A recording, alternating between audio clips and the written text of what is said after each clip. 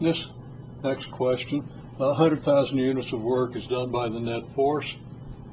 That means that the change in kinetic energy is 100,000 units because the work done by the net force is equal to the change in kinetic energy.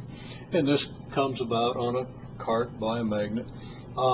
Its kinetic energy is 0, so the change in kinetic energy is just equal to the final kinetic energy minus the initial. Initial being 0, the change in kinetic energy in this case is just equal to the final kinetic energy. Final kinetic energy being 100,000 energy units, that means that half the product of the mass and the squared final velocity has to equal 100,000 energy units. We can solve this for the final velocity. So multiply by both sides by 2 and then divide by m and take the square root. We get final velocity is 2 times your 100,000 energy units divided by the mass, and the mass was said to be 40 mass units. So we have the square root of 200,000 energy units over 40,000 mass units. Now the number of energy units is 1/2 the number of mass units times the square of the number of velocity units, and because of that, when we take the square root of the number of energy units divided by the number of mass units, as we do here, we are going to get velocity units.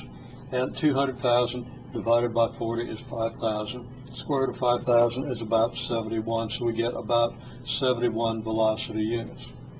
This relationship between kinetic energy and mass and velocity, again, 1/2 mv squared is kinetic energy.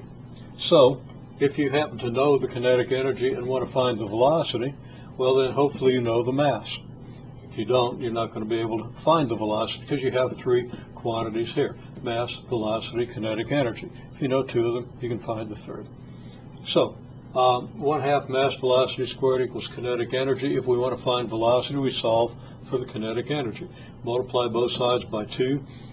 Get mv squared equals 2 kinetic times the kinetic energy. Divide both sides by m, we get v squared equals twice the kinetic energy divided by the mass.